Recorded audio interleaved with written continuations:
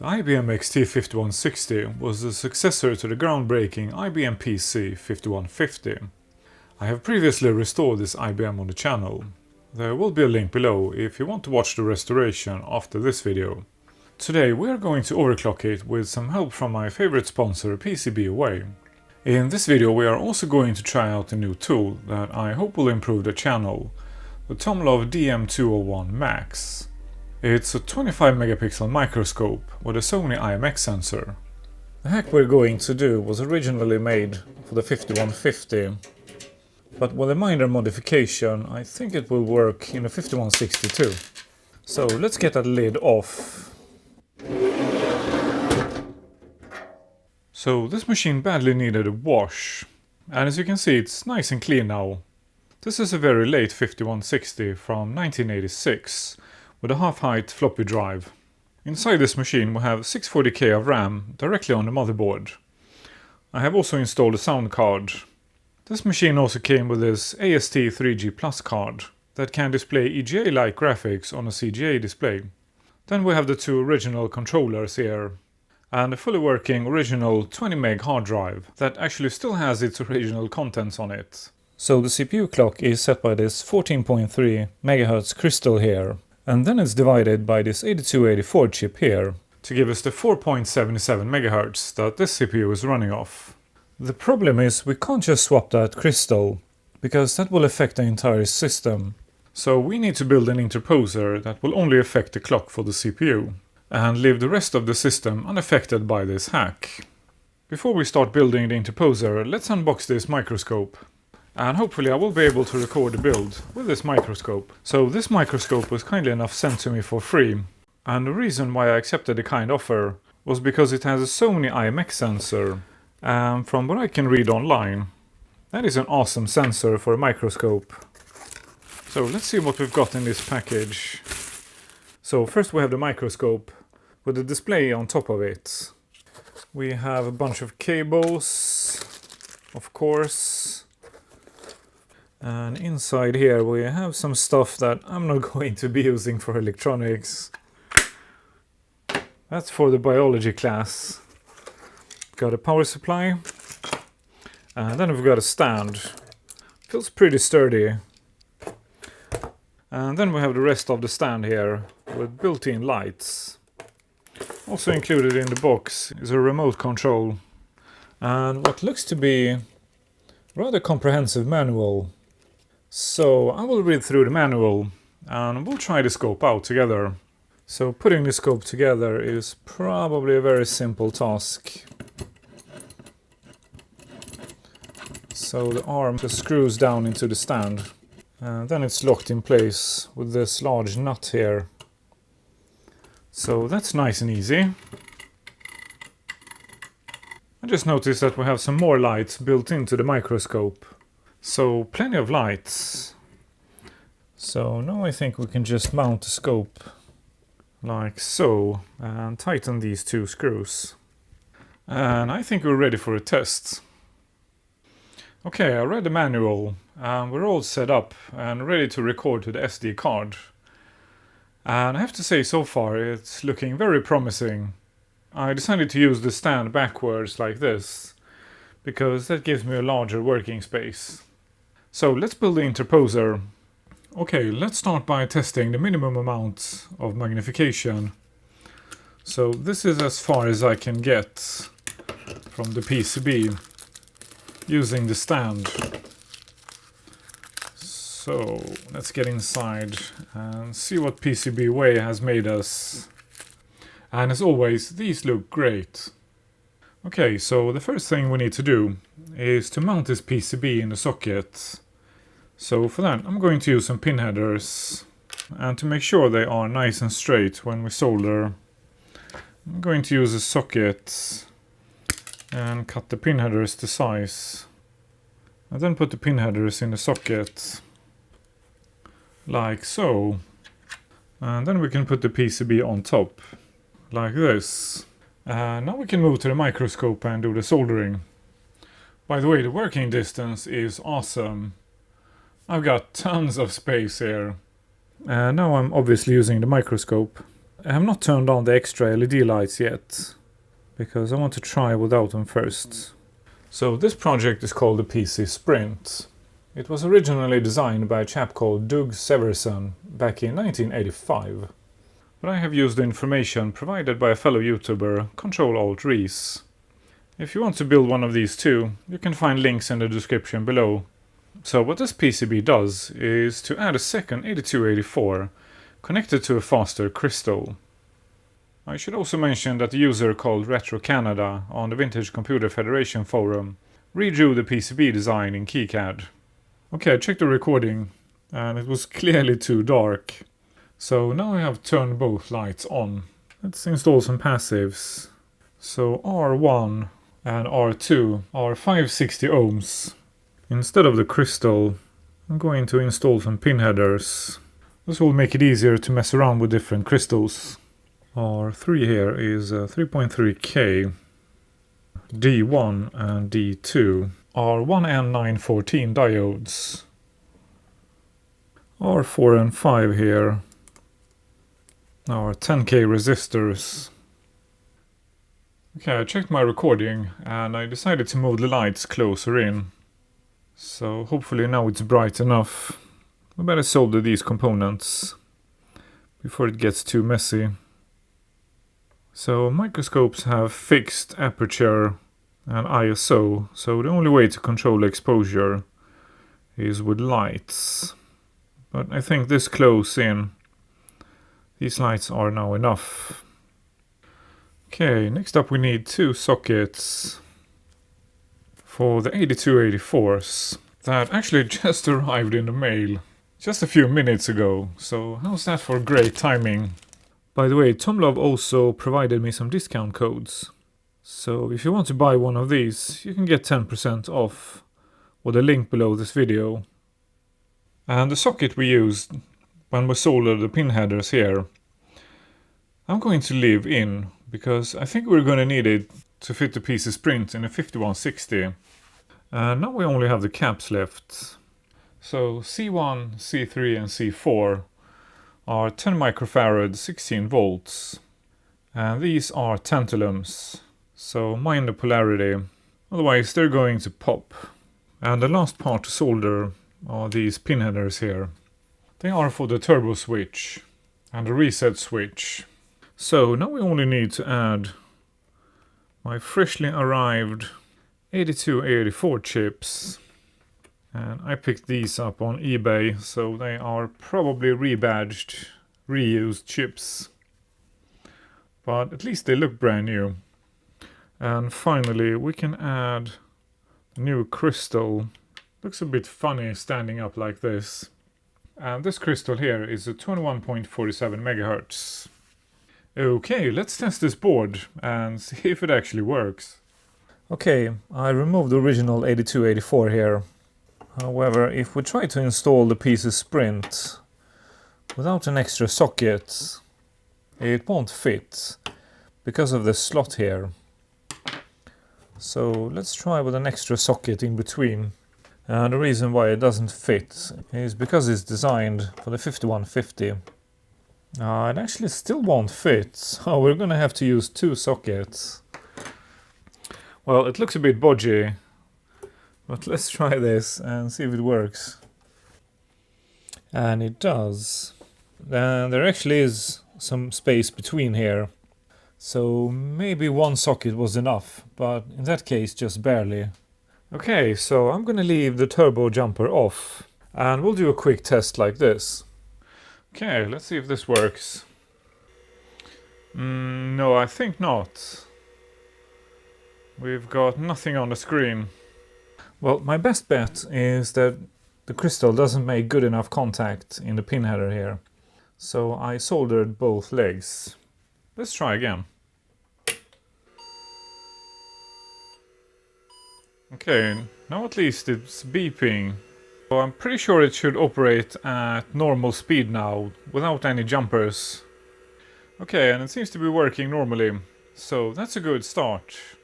Okay, I guess we need to do some benchmarks next. Well, that took some work off camera, but now we're finally running Checkit on this machine. So the PC I'm using to make 5¼ inch discs completely crashed. So then I installed a 3.5-inch double density drive in this machine. But I still had to go through 3 bad diskettes before I finally got a working diskette. So as expected, the system is reporting 1.0 times IBM PC XT. So we can now move on and do some overclocking. Well, the original CPU isn't going to cope with much more than 4.77 MHz. So I need to try to pull it out of the machine without having to remove the motherboard. Let's try with this chip puller here. I hate these things because they scratch up the CPU. But in this case, I don't think we have a choice. There we go. And it actually came out without tons of scratches. Instead of the original 8088, I'm gonna go with this V20, rated for 10 MHz. We better get some deoxit in that socket before we install the V20. And by the way, here you can see the tower of sockets I built here to make this fit. Maybe someone could redesign the PC Sprint and shave off these edges. That way we won't need extra sockets. Okay, next tests. Okay, the V20 seems okay. And Check It Now reports 1.13 times IBM PC XT. So about 13% speed increase. Now to the fun part. Well, the only thing we need to do to put a new crystal in use is to short the pins of switch 1. Okay, fingers crossed. Well, it beeps. That's a good sign. And it's counting up the RAM. Just listen to the sound that hard drive makes. That's better than most songs on radio nowadays. Okay, let's see what Check It will show us. Oh, excellent. So we've got a score of 1.74 times the original IBM PC XT. That is not a bad upgrade. That is a 74% speed increase. What a quick and easy and cheap way to increase the speed of an XT. This project is an absolute must for a 5160. It'd be crazy not to do this. Okay, let's push this machine some more. I have now replaced the crystal from the 21.4 MHz to 22.11 MHz. Let's give this a try. Okay, fingers crossed.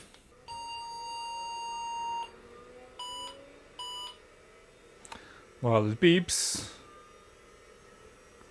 And still counting up the RAM. That's a good start. And it boots. Awesome. Let's try with Check It. Okay, let's run the benchmark. And we're getting 1.8 times the IBM PC XT. That is an 80% speed increase. For less than a coffee at Starbucks. I'm pretty impressed. That is an awesome hack. Well, I did some reading online, and some people have had trouble writing to floppy disks when the machine is overclocked. So I'm gonna replace this jumper with a switch and put at the back of the machine. That way I can go back to the original clock speed if I ever get any problem writing to floppy disk. Okay, let's do some more stuff with this machine while we have it on the bench. So I removed and resprayed the front of the diskette drive. I'll show you the results once it's dried. And meanwhile, let's do a clean install. Because the previous owner is a well-known company and they forgot to remove all their information on the hard drive. So it has a bunch of names and stuff that I think should be cleaned out. I picked this weird box up at Computer Reset. So it's about bloody time we put it to use. It's clearly IBM DOS 5. But unlike the regular box, this one says 502, so there's some kind of change. Probably just a minor update. In any case, I think this is a pretty good match, because it's the last version I have that came on 3.5-inch double density discs. Okay, let's start by jumping into F-Disk. Oh, that's interesting. F-Disk is blue. This is a first for me. I have never used F-Disk in IBM DOS 502, but apparently it's all blue. So let's see what we've got. 20 megs. So let's remove that partition. Yes, I really want to remove that partition. And yes, I'm sure. Okay, so now we've done what the previous owner should have done decades ago. So let's start with a fresh partition. And 20 megs isn't much to split into several partitions, so we're definitely going with all usable space.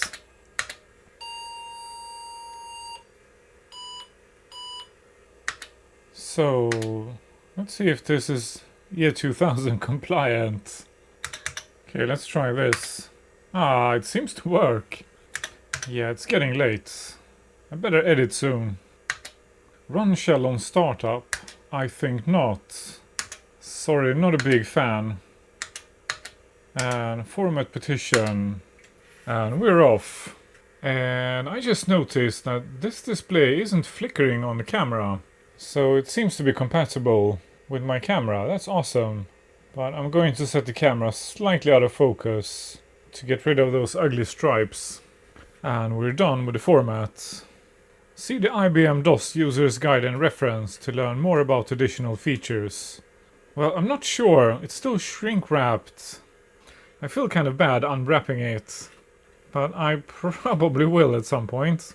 So all the books inside the box came shrink wrapped like this. And the diskettes came in an envelope. And the glue had dried up. So it was sort of already opened. Okay, disc 2 already. We're moving fast here. Oh no, the third disc is bad. Oh crap. Well, weirdly enough, I've got 2 of these. So we can continue. But these are actually slightly different. They came on grey diskettes. But the box says 502. So they should be identical. Well, it seems to be working. So I think we're okay. Otherwise I'll just restart with the grey diskettes, I guess. Setup is now complete. Awesome. So I don't think there was a difference between the 2 sets. I guess they just ran out of blue diskettes at the factory. Oh, this is interesting. I have never seen this splash screen before. EGA device driver version 2.11.09. Copyright Microsoft. Portions copyright Hewlett-Packard 1987. A copy of the EGA device driver is being installed. What? That's a first for me.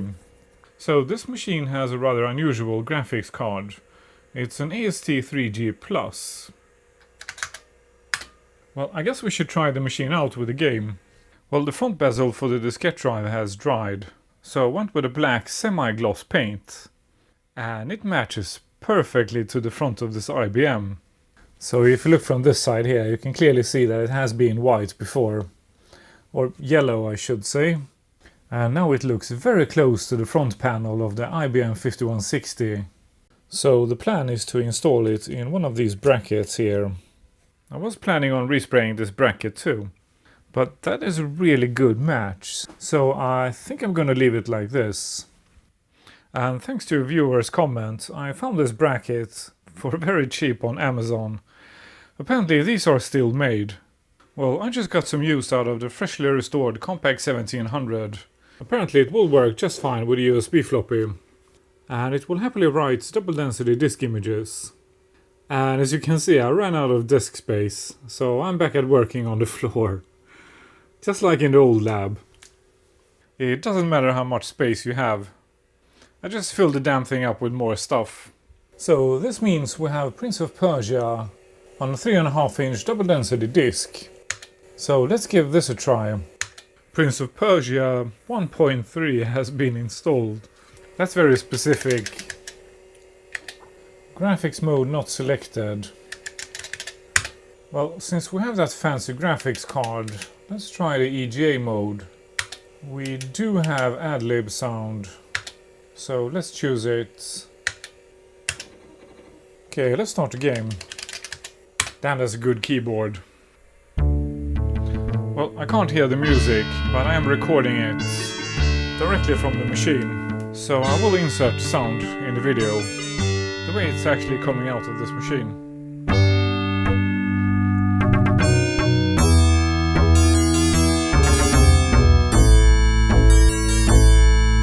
Well, that graphics card is doing an excellent job at pretending that my CGA display is an EGA display. Those graphics are really good. Way better than CGA. In fact, I'm not sure there is a difference between what this card does with a CGA display compared to a real EGA. Unfortunately, I can't make a comparison in this video because I blew up my 5154. But I will of course restore it on the channel, and that will make a comparison with what this card does with this display. Well, that looks slightly slow, but it looks playable. Let's give this a try.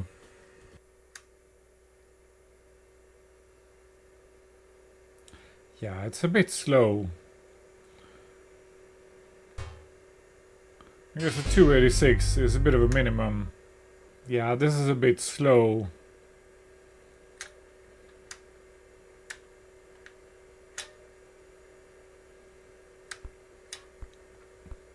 But hey, it's actually playable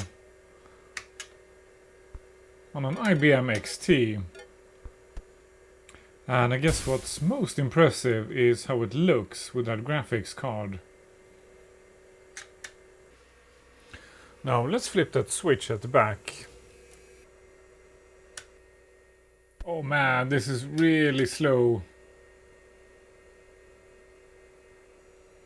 So this is without overclocking.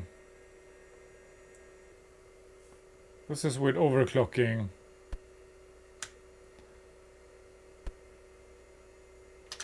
There's definitely a difference. It doesn't make this IBM perfect to play Prince of Persia, but there's a clear difference. It's a really nice boost. To access the drives, we need to remove at least these two long cards, because the drives are locked in place with a screw here that I have already removed. Then we need to remove this bezel and push the drive cage through the machine and out this way. We can now remove the cover for the empty slots below the 5 1/4 inch drive. Like so. And now we can fit our new drive. I'm going to replace those annoying flathead screws. And hopefully there is enough clearance for these screws. I think there is. I only have one of these adapters. So instead I'm going to replace the ribbon cable that has edge connectors and the standard diskette drive connector. For power, I'm going to use a homemade adapter. We also need to split the power, because this machine doesn't have an extra connector for the second drive. Oh, I just realized we only have an edge connector at this end. So we can't use the standard ribbon cable. We have to use the original cable and use one of these adapters. Well, I guess I'll order some PCBs from PCBWay and make a few more of these. Oh no, this isn't going to work. This cable isn't long enough. It's only designed to be used with two 5 1/4 inch drives. So it won't reach our new drive. Crap. Well, I looked through my stash and I found a spare cable for a 5150. And these are a bit different, so let's try with one of these. I did a quick test and it works, so that's all good. But then I realized something that we discovered in a previous video. This new bracket here is slightly wider than the original drive. So I'm gonna have to shave the sides off this bracket before we can mount it. Crap, I had completely forgotten. Well, that was actually much easier than I thought. So I shaved off the sides with a knife. And then use the file to make the edge nice and smooth. And it should now fit in this machine. Okay, let's try again. Yes, it fits. Awesome. Now let's try that bezel. Yeah, perfect. This is going to work. The drive cage is then held in place with this bracket here. One really fiddly screw on the side here. and one screw hidden inside this hole here underneath the machine. That screw, however, went into this thread here originally. Now it's going to go into this hole in the bracket instead. So that means we can't use the original screw. But luckily there were screws included in the bracket. This is the bracket I'm using, by the way. But I'm sure they are sold under many different brands on Amazon. Well, that took some fiddling. Well, that looks pretty damn good to me. This is a very nice upgrade. It's so much quicker to make 3.5-inch diskettes with a random old laptop whenever I want to install some more software. So let's put that lid back on.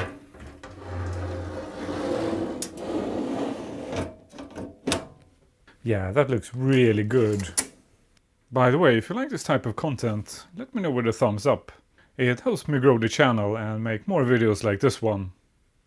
The main reason why I had to run my laptops on the floor today is because I still have the trash bag Trinitron on the bench.